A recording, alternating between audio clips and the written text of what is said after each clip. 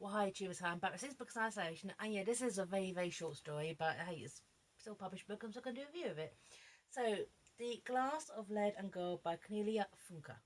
Now, I had to look up the correct pronunciation of her name, but I actually met her.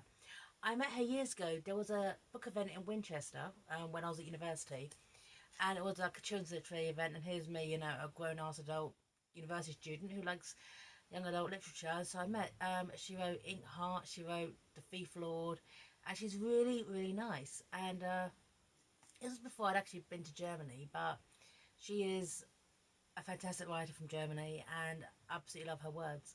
And I saw this and thought, because I got this when I was in the library the first day that they opened back. Thank God, the library's now open in my area. And it's called the Mirror World. Okay, it's like a parallel world.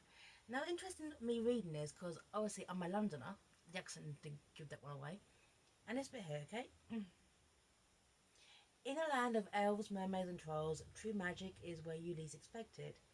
In a snow-covered city of Londra, young Tabitha survives by finding treasures in the mud banks of the River Thames.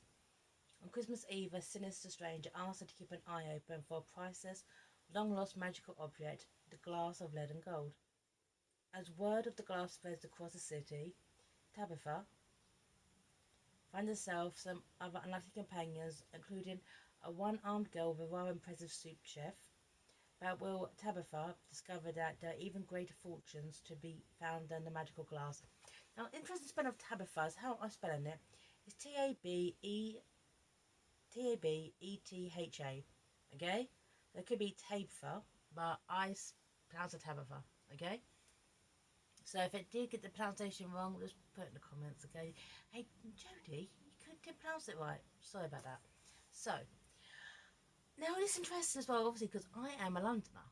So the world that Cornelia described is a world that I know. Obviously, this book is set very kind of set during Dickensian times, where there were people who worked on the mud banks, going through the mud on the River Thames. And Thames, I love this, Thames is spelled Themse. Okay? Londra is clearly London. And I love this world. Honestly, one thing that disappointed me about this book is that it's less than 100 pages. This book could have been a novel, a series of novels, exploring the world of this parallel London, where, oh, well, this book throws you in it straight away. Okay? I mean, this opening is pure Dickensian. Pure Dickensian. It had been snowing all night, the flakes swelling down on Londra, the stars are falling from the sky to make the city shine for Christmas Eve. The snow had been covered the cobblestone streets with so thick with a blanket that it hushed all the sounds of the city, made by walking. A softness made Tabitha nearly forget a cold had felt beneath her worn-out shoes. That is pure Dickens. But this world is okay. Is that Tabitha is obviously she's a young woman. She is struggling. Her family all gone, and she's alone. And this is very kind of reminiscent in a way Oliver Twist or what's it? I'm using Dickensian as a plot point, okay? Because this book is very in that kind of world, the kind of desperation that goes on behind the scenes of the glam and the glitz of London or Londra. There you go. And the thing is about Tabitha, she is very, very kind of isolated in herself because she's so obviously so alone. She relies on no one, got no one to rely on her, and she's actually quite a tragic character. Getting older made life easier. In her first years alone, Tabitha had often been so hungry that she'd been tempted to make her way back to the village, but then she'd remember her grandfather yelling at her, or her mother, on how often she felt the slaps of his rough hand on her face or his stick on her back. Their life was hard everywhere, and Londra was her home now. Now, but this world is interesting because it's staffed of full of magical individuals, okay? And there's a little kind of things, okay, like she finally even managed to be able to buy a pair of old shoes from an leprechaun who lived under the stairs of the theatre, and whose drafty backyard she found shelter during the night. This is a world full of fantasy inhabitants. There's trolls, there's fairies, there's vampires, there's witches. Can you just envision a fantasy world of London? It's absolutely amazing. It's absolutely amazing. So this guy comes along and basically says, "Look out for these objects, okay?" And the long lost magical object, the glass of lead and gold. Now, this is interesting because to me it felt kind of redundant about who this guy was. I didn't care who this guy was. I was kind of wrapped in the story. And it's interesting because a kind of realistic twist, okay, on the kind of magical stories. This bit here, and also there's a little bit of a okay, this is a digger star. Has to be digger Starbucks. They decided to stop us in first, one which overlooked the river and was most frequented by sailors and dock workers. The Fenetta Soup Kitchen. Tabitha couldn't read the name, but the metal sign above the door, shaped like a sill with a woman's head, had always stirred her curiosity, and only a few months ago the cold had finally drawn her in. It's actually dig a Starbucks. I've got Starbucks dig at that. The sign, shaped like a mermaid. Yeah. Still with a woman's head. Still with a woman's head, but like a mermaid, isn't it?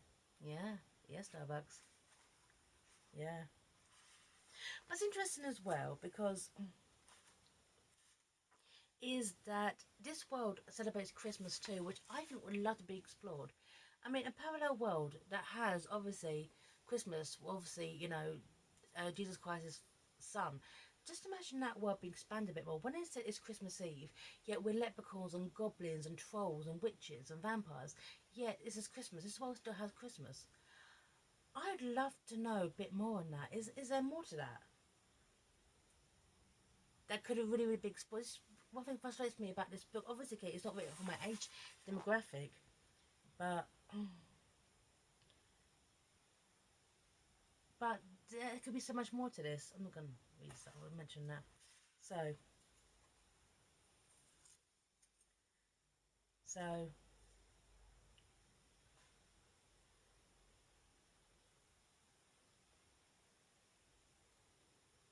right, this bit here, okay.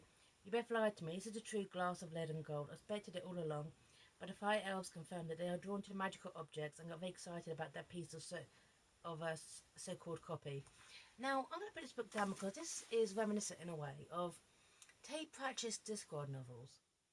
Now, in the whole kind of parallel world, if you will, that still kind of celebrates, well, they don't celebrate Christmas, they celebrate Hogswatch, okay? But that type of thing. Like, the way, okay, that people do specific jobs, people kind of, element like, the people, okay, who are in the watch do specific kind of things, okay? Like, you have a vampire photographer, or you have, obviously got Rhymes and Carrot, but, that type of thing. The disappointing thing about this short story, okay, about Tabitha trying to find his objects, is that it is a short story. It's like a tantalising glimpse of what could be more. I want more of this world. I want this. Now, I've got nothing against Cornelia, great woman, great author. This should not have been a 97-page book, novella, short story, whatever. This needed to be a novel.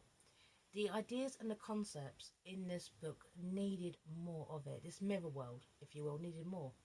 That's the most disappointing thing about it. Is you have witches and trolls and goblins in this Victorian setting where they're struggling to get by. It's Christmas. Wow, it's kind of like all the ingredients for like a fully fledged fantasy series are right there. Where are they? So, and I like Tabitha as a character. She reminded me of very lot of other characters in similar kind of texts written around the times. An orphan, lonely, desperate. She scribbles on the mud banks of the Thames, and she felt very real. She's flawed. She's illiterate. She isn't perfect. I mean, she is a desperate character, falls into a desperate situation. But this book doesn't. I don't think this book doesn't go into a couple of days, and I felt very convenient in a way. Like this guy, okay, I don't go into about this guy, okay, because his health's not even really in it that much. This guy wants his glass. Have you seen his glass? I found the glass. Do you know exactly what I mean? But I did enjoy it, and I want more of it. It just became a fully fledged fantasy series. I'll be buying it in a heartbeat and reviewing it for my YouTube channel. So, take care everyone, I'm signing off here. Stay safe. Bye now.